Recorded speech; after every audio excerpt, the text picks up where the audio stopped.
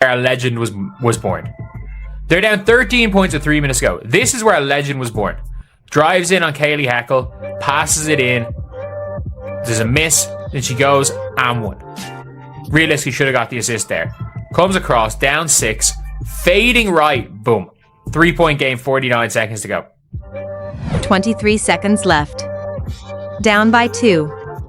And she rises up from a galaxy far distance, Caitlin Clark territory, like it's the easiest decision she's ever made. That single shot didn't just hit the net, it detonated every assumption anyone had about the 2028 WNBA draft class. Because while the spotlight's been glued to Juju Watkins and the usual headline names, a 19-year-old Canadian just kicked the door open and announced her arrival with theatrical, jaw-dropping force. Silas Swords unleashed a performance against UConn so outrageous, so unrestrained, that people are digging up vocabulary they haven't used since Caitlin Clark's pandemic-era magic. And when analysts start casually calling you Canada's Caitlin Clark, you're not just good, you've entered myth-building territory. But here's why this moment isn't like the countless overhyped prospects that burn out fast. This wasn't about empty numbers or flashy clips. This was about showing up when the season is hanging by a thread, challenging a powerhouse program, playing through a face mask, and dragging her team into a comeback that reality says should have never happened. A star-making performance from her. We might have seen a star-making performance in a loss from Silas Swords. And Silas Swords last year was one of the best freshmen in the nation. I'll say one of the best, because I don't know if I'm not going to go out there and say she was Michaela Blake's good, Joyce Edwards good, or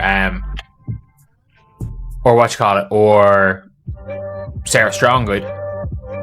But I'm gonna be on it. Let's set the stage, because the background is everything. Silas Swords wasn't some nobody climbing out of obscurity.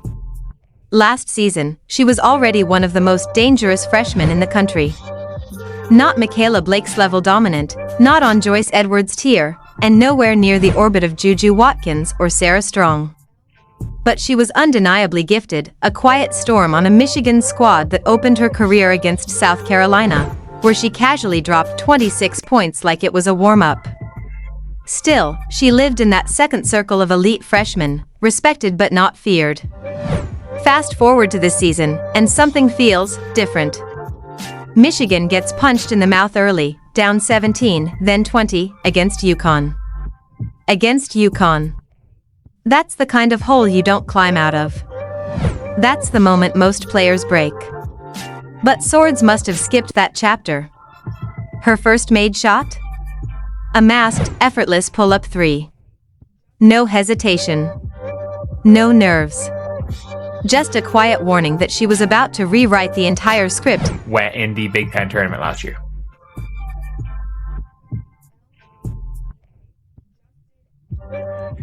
But yeah, comes in, steps into it, boom.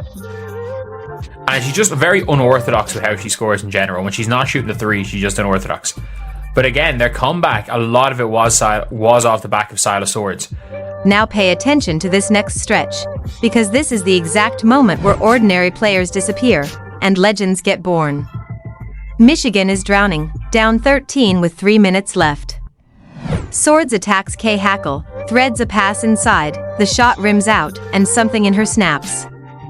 She decides right there that she alone is dragging this team back from the dead. She curls off a screen, fades right, and buries it. Suddenly, it's a 3-point game with 49 seconds left. UConn answers. No panic. She returns, same action, same fadeaway, same impossible angle. 2-point game. 22 seconds. And by now UConn knows exactly who the villain in their nightmare is. They draw up an inbound set solely to smother her. She slips a flare screen, breaks left instead, rises from deep, and detonates another one. That's the shot everyone can't stop talking about.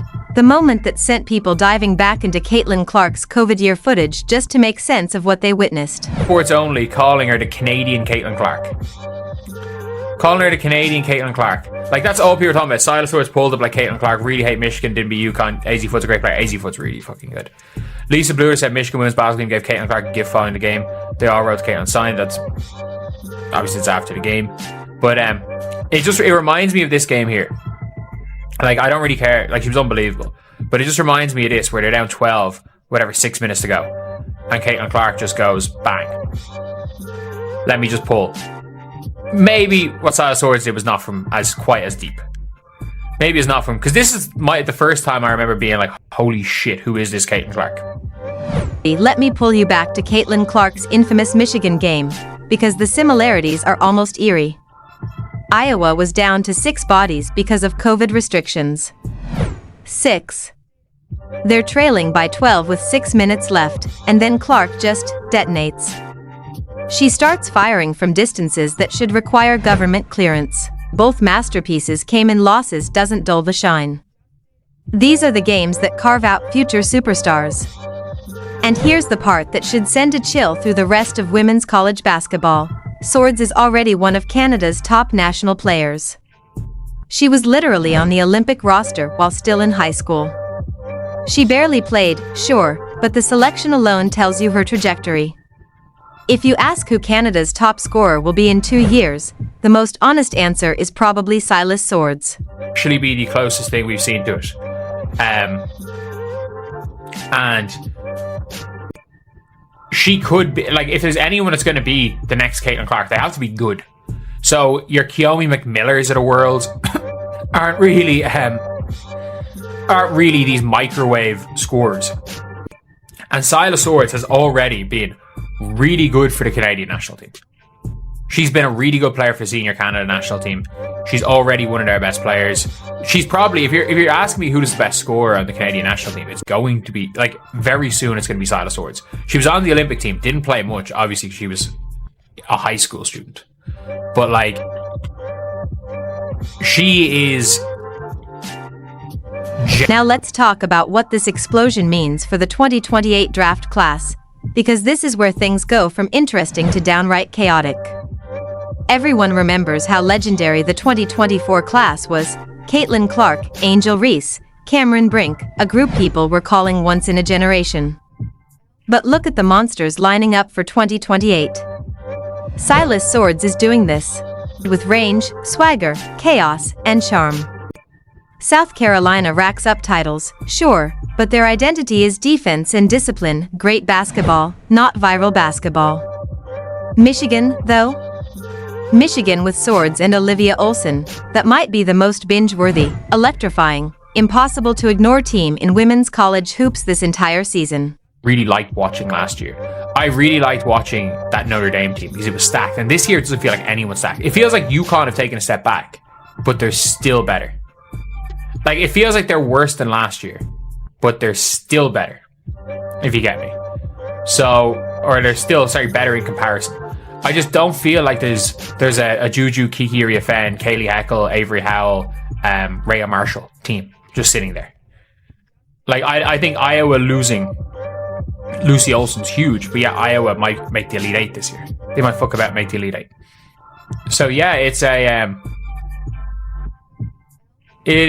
Think about the team's fans actually made time to watch last season. Notre Dame had star power and played like they were auditioning for a national TV contract. That's what separated Caitlin Clark from her entire class. And Silas Swords just proved she belongs in that conversation. I've been blown away by her, genuinely. If you've been following this channel, you know this isn't new. I've had my eye on Swords since her first college game, even before that, back when I saw her name pop up on Canada's Olympic roster while she was still in high school. Everyone was buzzing about this kid who somehow made a national team before she could vote. I thought, that can't be right. And yet she's lived up to every whisper, every rumor, every ounce of hype. And remember, Michigan isn't some one-woman operation. Olivia Olson might actually be the better overall player, ***.